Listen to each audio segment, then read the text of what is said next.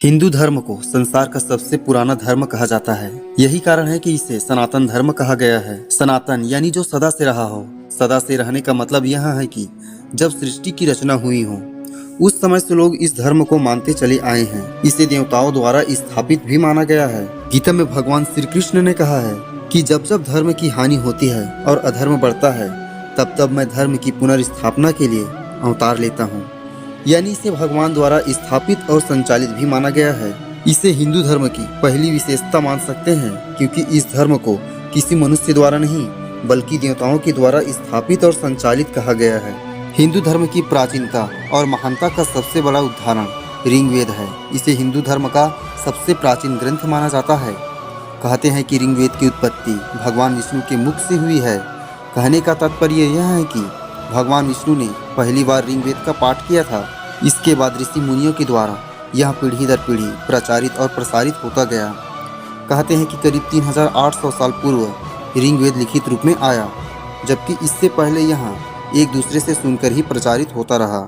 हिंदू धर्म के अनुसार भक्त भगवान के द्वार पर यानी मंदिर में किसी भी समय जा सकते हैं। भगवान की पूजा करने के लिए समय का कोई बंधन नहीं है।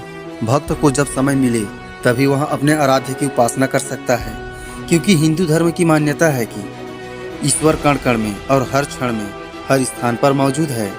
स्त्री पुरुष समानता का भाव जैसा हिंदू धर्म में प्रकट होता है वैसा किसी अन्य धर्म में नहीं।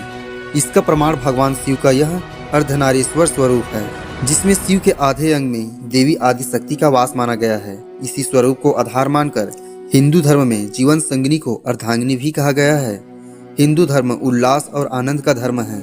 इसमें कभी भी और किसी के लिए भी शोक मनाने की बात नहीं है। यही वजह है कि हिंदू धर्म में रामकृष्ण के जन्म दिवस को हर्षोल्लास पूर्वक मनाया जाता है, लेकिन उनके शरीर त्याग की तिथि तक का कहीं जिक्र नहीं मिलता है। कहीं कुछ जिक्र भी है तो उस पर उतना ज्यादा ध्यान नहीं देता है, क्योंकि हिंदू धर्म कहता है कि रामकृष्ण ने भले ही शरीर त्याग दिए हैं लेकिन वह सदा सर्वदा हमारे बीच उसी रूप में मौजूद हैं जिसे हम भक्ति भाव से महसूस कर सकते हैं।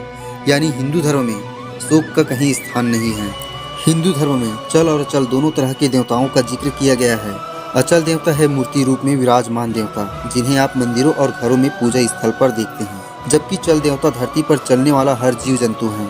यानी हिंदू धर्म में हर जीव को भगवान माना गया है। गीता में इस बात का उल्लेख करते हुए भगवान श्री कृष्ण ने कहा है कि वह हर जीव में आत्मा रूप में विराजमान रहते हैं, इसलिए सभी जीवों में मुझे देखना चाहिए और जो यह रहस्य जान लेता है वह पाप से मुक्त हो जाता है।